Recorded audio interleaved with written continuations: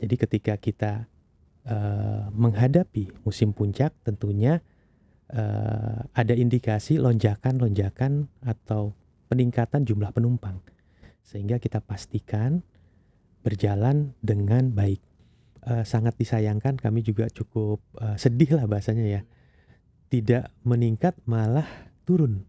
Itu saya harus sampaikan, penumpangnya itu minus 15% dibandingkan tahun sebelumnya. Kebetulan pada saat musim hujan, kemudian dengan segala macam kondisi cuaca dan lain-lain, ketika kami berkoordinasi dengan pihak BMKG, tentunya kita mengantisipasi dengan pihak airlines.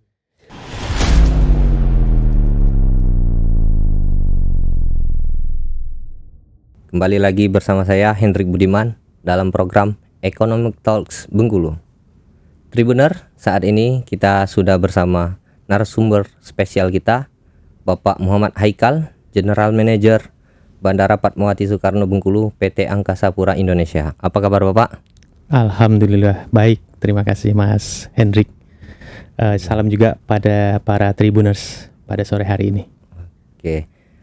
Nah Tribuners, kali ini kita bakal membahas soal sambut libur Natal dan Tahun Baru, antisipasi lonjakan penumpang di Bandara Padmawati Soekarno Bengkulu. Nah Pak, boleh dijelaskan Pak, bagaimana persiapan Bandara Padmawati Soekarno menyambut libur Natal dan Tahun Baru? Ya, baik, terima kasih. Jadi mungkin kami sedikit menjelaskan terkait dengan kesiapan musim Natal 2025 dan Tahun Baru 2026. Memang sebagaimana kita ketahui, biasanya untuk periode-periode kita menyebutnya peak season, musim libur atau musim puncak, contohnya di Lebaran, libur anak sekolah, kemudian Nataru, kita menyiapkan beberapa hal. Jadi bandara itu selaku kami Angkasa Pura Indonesia selaku pengelola bandara udara, kita diminta sebagai tugas utama kami menjamin istilahnya tuh 3S 1C, safety, security, services plus compliance. Jadi yang utama tadi safety dan security. Jadi keselamatan dan keamanan, keselamatan penerbangan dan keamanan bandar udara. Jadi ketika kita menghadapi musim puncak, tentunya ada indikasi lonjakan atau peningkatan jumlah penumpang, sehingga kita pastikan berjalan dengan baik. Jadi untuk menjamin keselamatan dan keamanan itu kita rutin dilakukan inspeksi. Jadi kita punya regulator Kementerian Perhubungan dengan tangan panjangnya itu dari OTBAN, dalam hal ini Otoritas Bandara Wilayah 6 Padang. Jadi mereka contohnya untuk Nataru saat ini mereka melakukan inspeksi dari tanggal 1 sampai tanggal 5 Desember. Apa yang mereka lakukan yaitu mereka melihat, memonitor kondisi-kondisi baik itu SDM-nya. Kita menyebutnya ada 3P. People, premises, dan juga proses. Jadi people itu orangnya, premises itu fasilitasnya, kemudian proses itu flow-nya seperti apa. Dan teman-teman otoritas bandar udara juga melakukan seperti itu. Contoh misalnya fasilitas. Fasilitas utama kami ada namanya runway dan apron. Mereka akan ngecek runway-nya layak apa enggak, baik operasional atau enggak. Karena ini kan dipakai 365 hari setahun. Tiap hari dipakai, tentunya ada penurunan kualitas dan lain-lain. Nah, mereka ngecek. Itu contohnya dari sisi fasilitas atau premises. Kemudian dari sisi proses. Prosesnya juga dilakukan monitoring atau inspeksi terkait dengan apa yang kita lakukan berdasarkan SOP dan lain-lain. Itu makanya sampai 5 hari.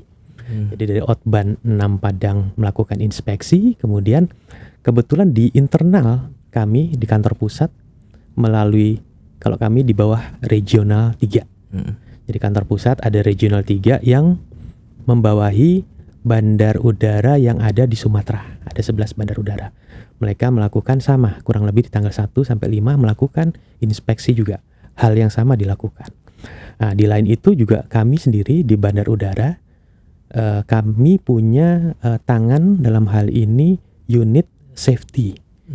Jadi itu dilakukan, mungkin teman-teman di luar belum tahu bahwa kita melakukan inspeksi sendiri. Jadi ada mystery gas, contohnya bawa pisau, bawa butir peluru dan lain-lain. Nah, harapannya adalah teman-teman AFSEC bisa menjamin bahwa itu tidak bisa proses lanjut. Kita ada namanya PSCP, Passenger Security Checkpoint. Jadi pemeriksaan baik itu dokumen, tiketnya, KTP, kemudian lewat X-ray dan walkthrough, itu dijamin tuh. Jangan sampai, kan harapannya jangan sampai ada barang-barang yang memang tidak diperbolehkan masuk, ternyata masuk. Nah, itu kita harapannya dan kita jamin itu tidak terjadi. Jadi dari sisi kesiapan safety, security, dan juga service. Service sendiri kami juga ada beberapa langkah yang kita lakukan dari kantor pusat dan region. Kita nyebutnya CX. CX itu Customer Experience. Customer Experience artinya teman-teman, contoh dari sisi aviation security. Security-nya itu bukan hanya menjamin keamanan, tapi servisnya tetap ada. Sapa, salam, dan seterusnya. Nah, hal-hal seperti itu kita menjelang Nataru itu kita kompilasi, kita coba lakukan, menjamin hal itu tetap secara konsisten dilakukan. Nah, sebenarnya dari fasilitas, sebenarnya kita jauh-jauh hari sudah kita lakukan. Contohnya apa? Kita menambah CCTV untuk pengamanan. Kurang lebih tahun ini 24 atau 26. Kemudian ada juga kita tambah, kita overlay runway. Tapi itu dilakukan di bulan Maret tahun ini. Runway itu kayak aspal jalanan lah. Setiap dilandingkan pesawat tentunya ada yang berkurang segala macam. Nah, itu kita jamin keselamatannya dengan mengecek, kemudian overlay dan lain-lain. Pak, dalam kesiapan sendiri Pak, ada pendirian posko atau satgas khusus nggak di bandara? Betul. Ya, kalau itu rutin. Kita kebetulan kami tahun ini untuk Nataru mulai poskonya itu di tanggal 15. Jadi mendahului beberapa instansi. Instansi misalnya dari kepolisian, Polres, kami juga kemarin ikut di dalam rapat kesiapan. Mereka rata-rata mulai posko di tanggal 18. Dari Kementerian Perhubungan juga arahannya sebenarnya tanggal 18. Tapi kami sendiri sesuai dengan keputusan dari kantor pusat dimajukan di tanggal 15 Desember. Nah, harapannya apa? Harapannya kita lebih siap, lebih awal.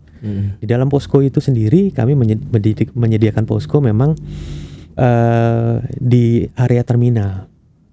Kenapa di terminal? Memang secara rutin kita lakukan itu. Yang kedua alasannya adalah kondisi cuaca. Jadi kalau kita taruh di luar, di situ kebetulan ada peralatan segala macam, monitor dan lain-lain.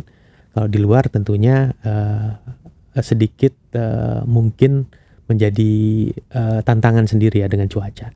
Jadi di posko itu kita melibatkan juga, berkoordinasi juga dengan misalnya yang utama salah satu trigger kita tahu ini kondisi cuaca seperti apa dengan BMKG.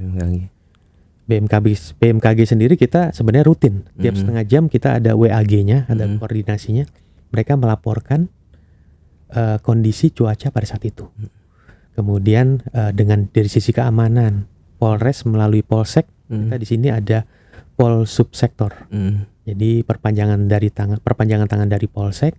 Kemudian kita juga koordinasi dengan BKK, Badan Karantina. Jadi mereka juga standby di situ. Kemudian ada beberapa lagi.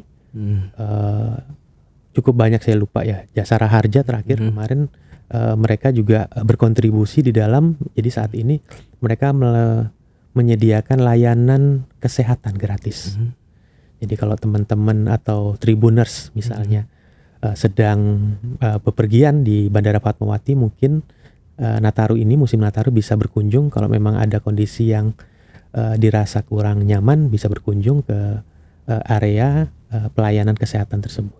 Jadi dari posko itu memang kita melibatkan banyak pihak, sampai Komdigi. Komdigi itu lebih kepada menjamin frekuensi, karena frekuensi ini sangat penting.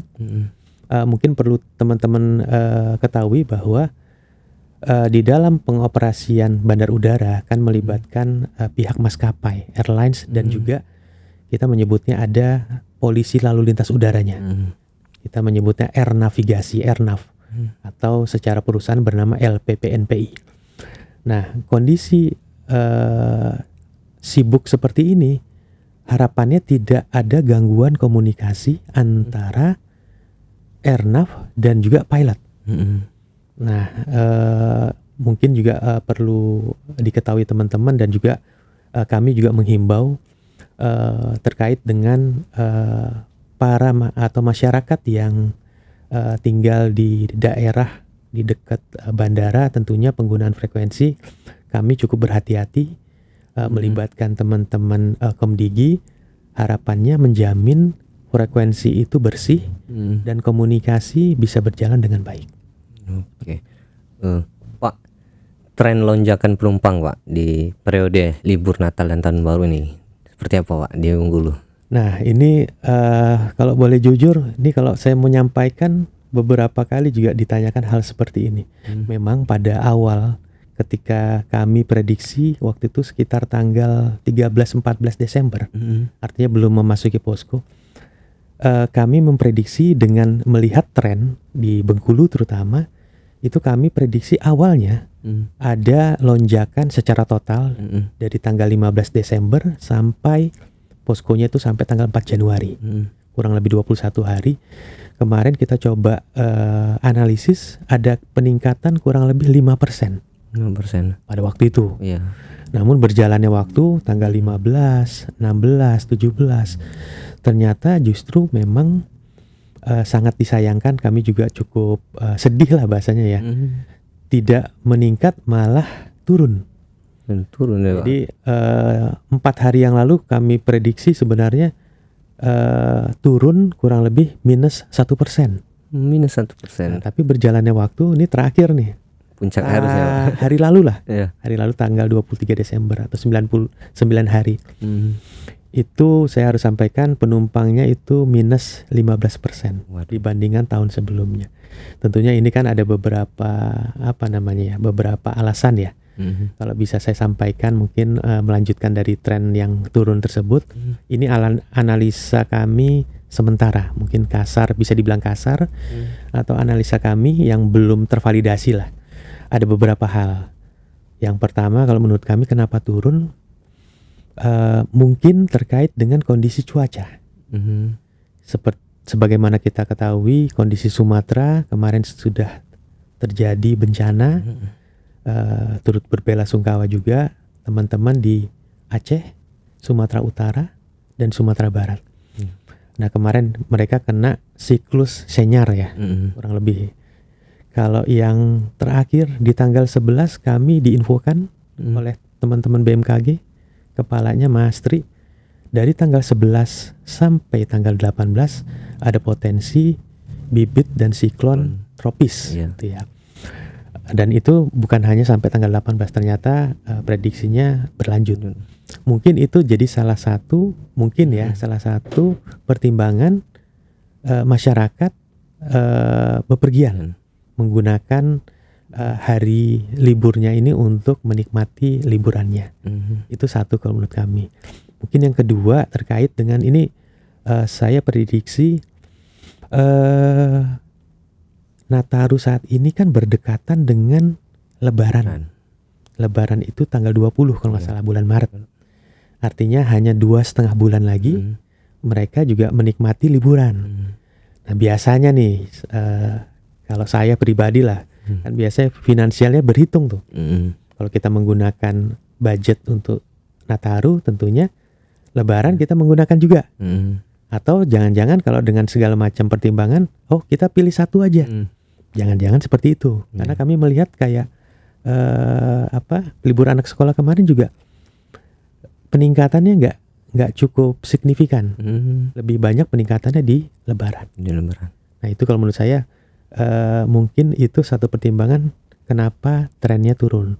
Di samping tadi yang saya pernah sampaikan juga, kalau di kami itu di Bandara Fatmawati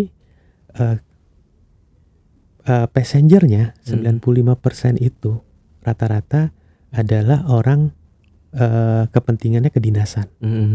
Mungkin pariwisata dan lain-lain itu 5%. Mungkin itu juga bisa jadi salah satu alasan kenapa turun. Meskipun kalau liburan atau Nataru itu kan kedinasannya justru kurang ya. Tapi ya mungkin ada sebagian yang berpengaruh. Kurang lebih seperti itu. Termasuk tarif nih Pak. Iya. Nah kalau tarif ya, ini menyinggung kalau tarifnya agak sensitif gitu ya. Tapi mungkin kami ingin menginformasikan bahwa untuk tarif itu berarti lebih kepada tarif tiket jatuhnya ya, yang dirasakan oleh masyarakat. Nah memang untuk tarif tiket kalau ditanyakan ke kami selaku pengelola bandar udara, memang di kami menetapkan biaya untuk penumpang. Biaya itu dalam bentuk kita menyebutnya passenger service charge yang kita titipkan di dalam biaya tiket. Nah sebenarnya biaya PSC itu kalau kami buka sebenarnya nggak signifikan lah. Bisa dibilang kurang lebih 5% dari rata-rata ya 5% dari total harga tiket untuk kondisi normal. Nah, memang ketika kondisi musim libur, Lebaran, Nataru, justru kami sesuai juga dengan mendukung program pemerintah untuk meningkatkan daya beli atau meningkatkan pertumbuhan ekonomi, maka kita tarifnya pada saat libur tersebut kita tarifnya dipotong atau ada diskonnya setengah gitu. Nah diskon setengah itu kita terapkan dari Lebaran, Nataru tahun lalu dan juga Nataru tahun ini. Nah memang kalau ditanya loh kok tarifnya tetap naik meningkat, memang konteksnya di sini lebih kepada sisi airlines karena tentunya mereka ada beberapa pertimbangan yang mungkin tentunya mereka yang bisa menjelaskan ya. Kalau di kami kalau menjelaskan takut kurang tepat gitu ya. Pak, bagaimana sih Pak koordinasinya dari pihak bandara ke maskapai atau airlines soal antisipasi libur Nataru tadi Pak? Ya.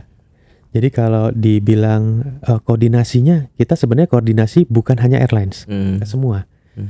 Salah satu contoh misalnya ya, dengan BMKG. Di BMKG cukup krusial perannya. Kenapa? Karena musim Nataru kebetulan pada saat musim hujan.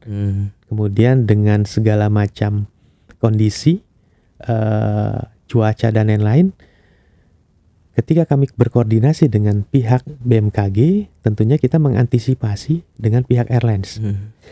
Jadi koordinasinya biasanya kami dengan, kalau di airlines di Bandara Fatmawati kita punya kepala masing-masing airlines, station manajernya lah kita menyebutnya. Station manager ada Lion Group, Garuda, kemudian ada Citylink, Susi dan lain-lain. Itu kita berkoordinasi di lapangan. Antisipasinya apa? Biasanya kita lakukan, melihat pertama cuaca dulu. Misal dari prediksi cuaca ada kemungkinan hujan. Saya perlu agak mundur sedikit ke belakang. Jadi mungkin saya perlu informasikan bahwa ketika pesawat akan berangkat, misalnya pesawat Lion dari Soekarno-Hatta CGK ke Bengkulu ke BKS, kurang lebih 1 jam perjalanan. Dari Jakarta itu sudah ada prediksi yang disampaikan oleh BMKG, baik BMKG setempat, BKS maupun CGK. Jadi disampaikan dalam bentuk laporan. Jadi pilot itu sudah terinfo. Ini saat ini Bengkulu dari Jakarta nih kan, saat ini Bengkulu cerah dan seterusnya. Atau biasanya kita yang agak krusial istilahnya visibility, jarak pandang. Jadi jarak pandang si pilot itu sangat menentukan apakah dia bisa landing dengan baik atau tidak. Nah biasanya kita visibility itu di angka kurang lebih 1,8 km. Jadi kayak minggu lalu misalnya, visibility sampai 500 meter, setengah kilo. Dari sisi aturan dan confidence-nya si pilot tentunya agak sulit karena jarak pandang yang terbatas. Jadi hal-hal seperti itu dari BMKG kemudian menyampaikan. Jadi sebenarnya udah diantisipasi di awal. Lagi kondisi cuaca lagi nggak bagus, maka biasanya ditahan dulu. Atau kalau mau terbang, tentunya bahasanya apa ya? Bukan gambling ya, coba. Mudah-mudahan kalau misalnya pada saat dia mau terbang, Bengkulu lagi cuaca lagi cukup deras, harapannya ketika nanti sampai di Bengkulu sudah reda. Nah biasanya mereka melakukan apa? Nambah fuel lebih, aftur. Supaya apa? Nanti sampai Bengkulu, cuacanya masih kurang bagus, dia akan holding dulu di atas. Jadi mungkin rekan-rekan atau tribuners, kalau biasanya sore di sini kan cuacanya mendung, cepat hujan. Nah, biasanya holding dulu di atas. Kalau berapa kali ternyata nggak mereda, mereka melakukan divert atau dialihkan ke bandara terdekat. Dalam hal ini biasanya Palembang. Nah, jadi koordinasi tadi itu kita lakukan dari awal. Jadi di kami itu ada namanya Airport Movement Control. Mereka memastikan pesawatnya terbang dari CGK, koordinasi dengan tim di CGK plus dengan airlines-nya. Ini gini-gini, atau ada kendala apa, mereka menginformasikan. Sehingga apa? Ketika ada kendala, kita kan meng-announce kendala-kendala tersebut kepada masyarakat atau penumpang atau penjemput. Sehingga apa? Sehingga mereka bisa memahami kondisi-kondisi tersebut. Jadi koordinasi cukup banyak sebenarnya. Ada terkait dengan penanganan penumpang, karena kalau udah delay ya seperti itu ya. Orang cenderung tensinya meningkat dan lain-lain. Tapi itu kami maklumi lah ya.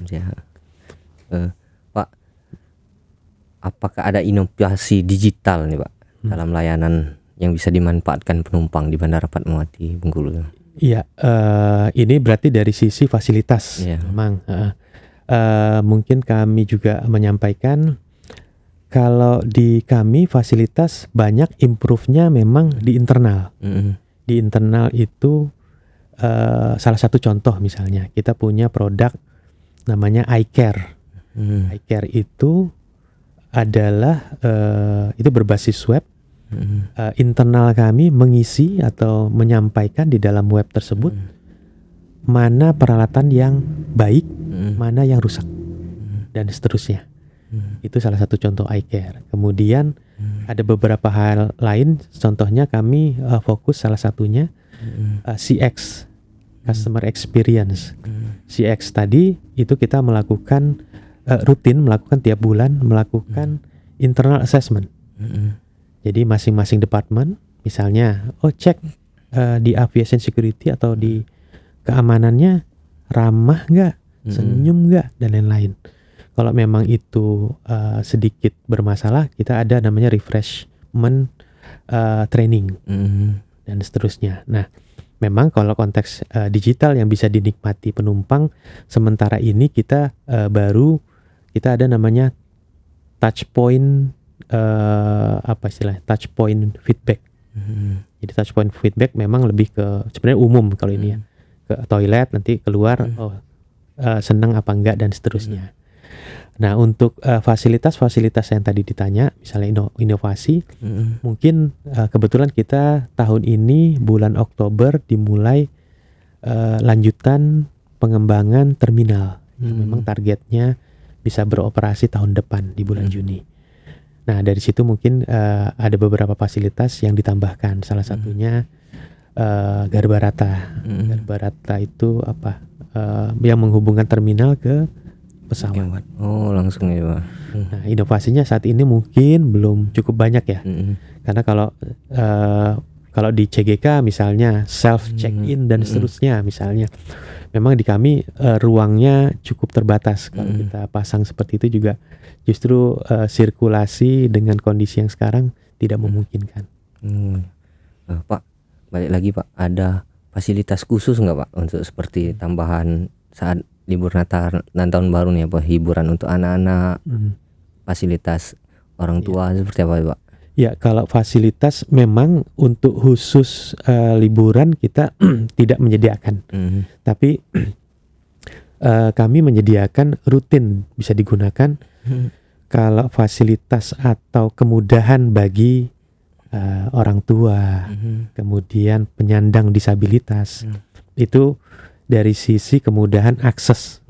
Jadi teman-teman yang mungkin terbatas fisiknya itu, kalau di kami kan untuk boarding itu kita harus naik ke atas, ke lantai 2. Memang ada eskalatornya, tapi kan dengan kondisi orang tua atau penyandang disabilitas, hal seperti ini merepotkan.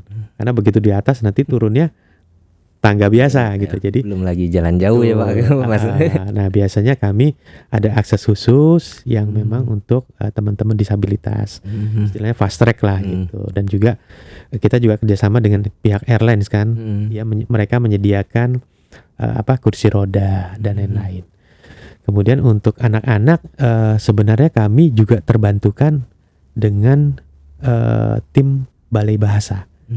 Jadi ada edukasi bacaan di lantai 2 di boarding yang bisa dimanfaatkan oleh anak-anak. Sebenarnya di ruang tunggu tersebut ada juga edukasi dalam bentuk mainan, bacaan dan juga video. Gitu. Jadi ada yang bisa dilakukan selama menunggu di boarding.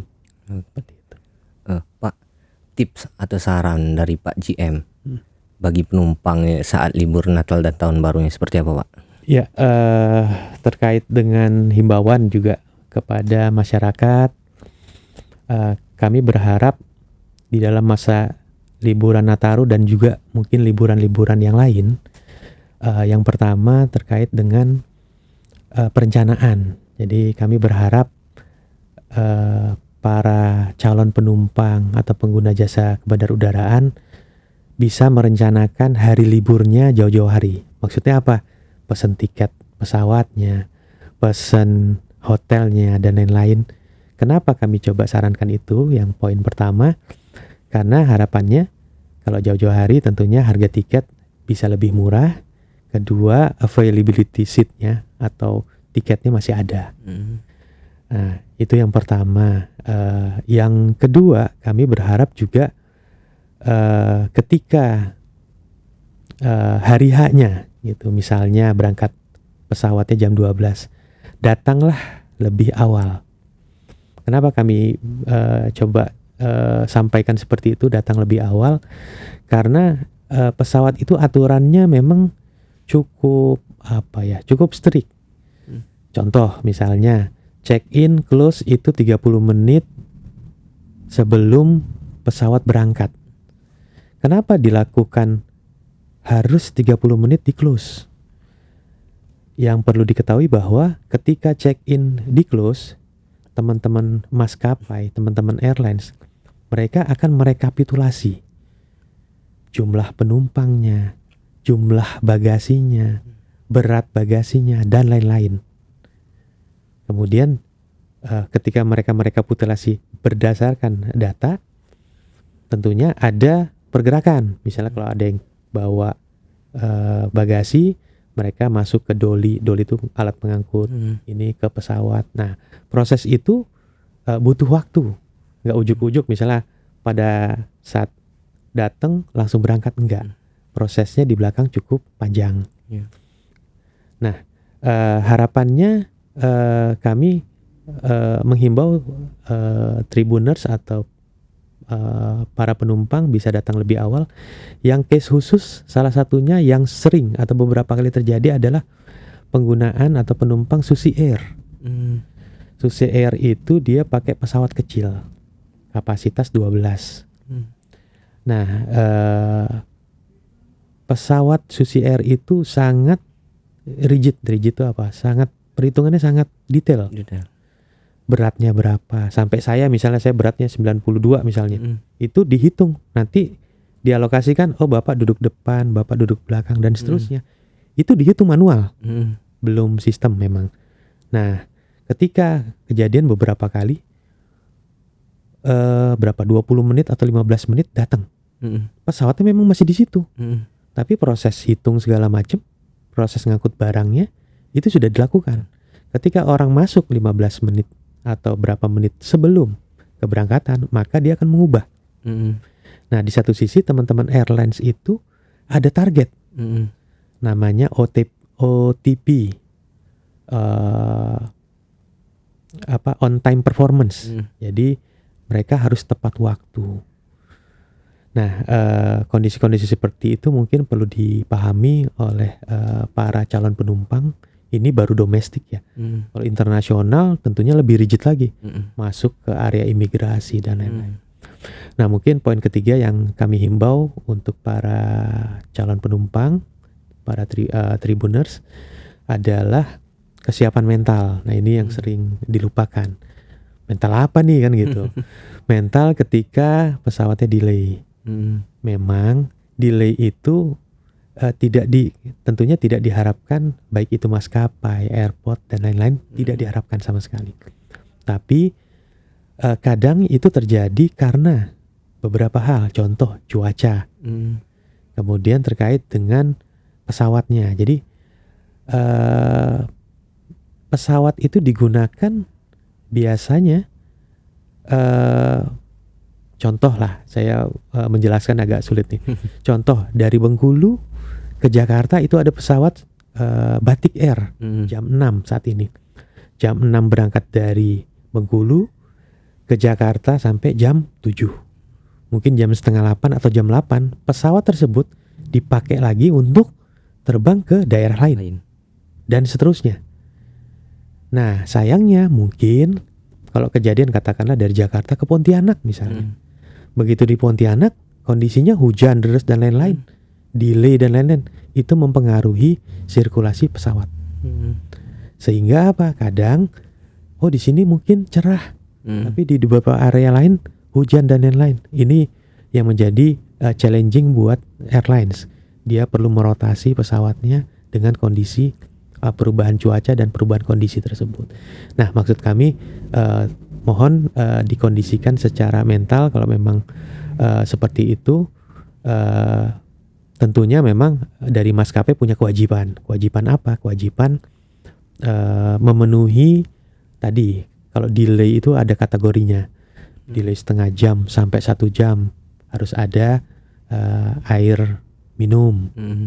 Delay 1 jam sampai 2 jam ada snack. Delay 2 jam sampai 3 jam ada makanan berat dan seterusnya sampai kompensasi. Nah, itu kan memang aturan dari pemerintah yang harus dipenuhi oleh airlines. Di satu sisi kalau kondisi seperti itu, apakah airlines-nya senang atau menikmati? Enggak. Mereka juga bahasanya apa ya? Keluar duit juga kondisi seperti itu. Jadi kami berharap juga ada pengertiannya bagi teman-teman pengguna jasa kebendarudaraan, terutama para penumpang. Kondisi-kondisi seperti itu mungkin perlu disiapkan mentalnya. Ya, kami memahami juga, saya juga salah satu pengguna, kesel segala macam. Kita pahami. Mungkin itu yang ingin saya sampaikan. Pak, terakhir ya Pak, untuk refleksi kinerja atau program kerja di Bandara Fatmawati Soekarno di tahun 2025 dan harapan di tahun 2026 seperti apa Pak? Ya, refleksi 2025. Ya, memang kami selaku pengelola bandar udara, kami sadari bahwa pelayanan kami tidak sempurna. Artinya kalau kita ingin menjadi baik, ternyata banyak harapan yang mungkin tidak sesuai dengan harapan kami sendiri terutama, dan juga yang gak kalah penting harapan dari masyarakat. Kami pahami itu beberapa hal, dan harapan kami ke depannya hal seperti itu kita coba minimalisir. Nah, sebenarnya ada poin yang krusial yang ingin coba saya sampaikan ya, terkait dengan kondisi bandara udara. Jadi tadi saya sampaikan, sempat saya singgung, bandar udara kami beroperasi dengan terminal, istilah kami terminal lama. Memang ada terminal baru yang sedang kita lanjutkan pekerjaannya, karena kemarin sempat belum bisa dioperasikan, kita lanjutkan pekerjaannya. Rencananya target itu di bulan Mei akhir atau Juni operasinya setelahnya. Kemudian selama pekerjaan ini, pekerjaannya ada terminal lama, ada terminal baru. Nanti ada bridgingnya. Bridgingnya dari lantai 2 dan di bawahnya juga ada menyatukan lah terminal, karena nanti akhirnya terminal baru dan lama tetap kita operasikan. Nanti kita bagi departure-nya lewat mana dan seterusnya. Nah, dengan kondisi sedang berlangsung, ya bahasa sederhananya nanti ada pembobokan dan lain-lain tuh ya, ada yang dijebol dan lain-lain. Mungkin akan sedikit mengganggu terutama teman-teman pengguna jasa bandar udaraan. Baik itu penumpang dan juga penjemput. Nanti ada beberapa area. Dan jujur aja